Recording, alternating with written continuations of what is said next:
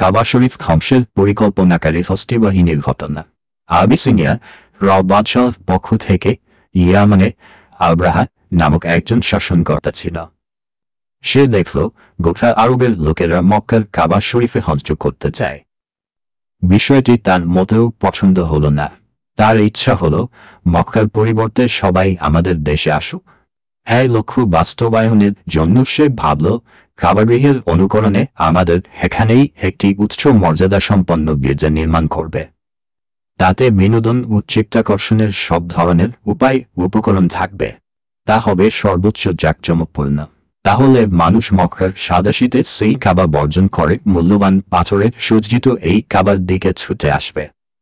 এতে মক্কার হজ পর্ব বন্ধ হয়ে যাবে। সেই উদ্দেশ্যে ইয়ামানের রাজধানী সানা একটি কৃত্রিম কাবার ভিত্তি স্থাপন করে। সেখানে সে মন খুলে টাকা পয়সা ব্যয় করে। কিন্তু এত কিছুর পরও মানুষ সেদিকে আকৃষ্ট হয়নি। আরবরা, বিশেষ করে কুরাইশ গোত্রের লোকেরা যখন আব্রাহার এই কৃত্রিম কাবা সম্পর্কে জানতে পারল, চরম উত্তেজিত হয়ে উঠল। একজন তো ঘৃণাভরে উক্ত কাবায় নিয়ে মলত্যাগ করে। কারো কারো মতে আরবের একজন লোক আগুন জ্বালিয়েছেন।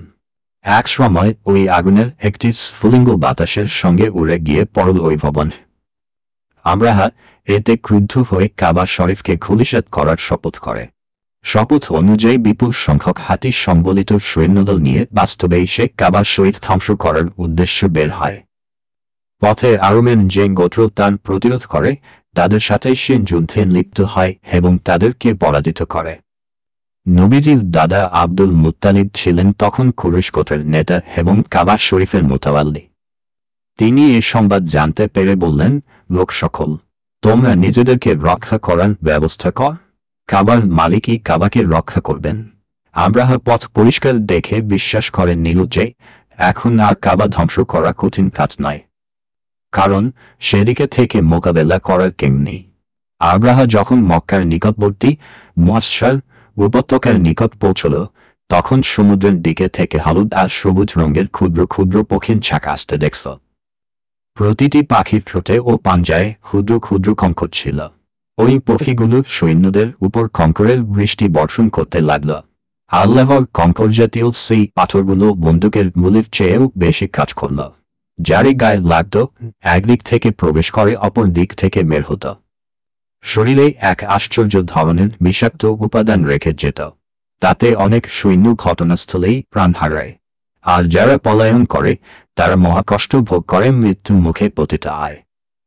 এ ঘটনায় বিশেষ কায়েবি ইঙ্গিত হল আল্লাহ তাআলা যেমন অলৌকিকভাবে তার ঘরের হেফাজত করেছেন, সে ঘরের সবচেয়ে পবিত্র মুতাওয়াল্লি এবং সবচেয়ে বড় পয়গম্বরের হেফাজত তিনি ঠিক সেভাবেই করবেন। তাছাড়া তিনি খ্রিস্টান বা অন্য কোন ধর্মনায়কদেরকে কাবা এবং কাবার সত্য সেবকদের মূলোৎপাটন করার কখনো সুযোগ দেবেন না। পবিত্র কোরআনের সূরা ফিলে এই ঘটনারই উল্লেখ করা হয়েছে।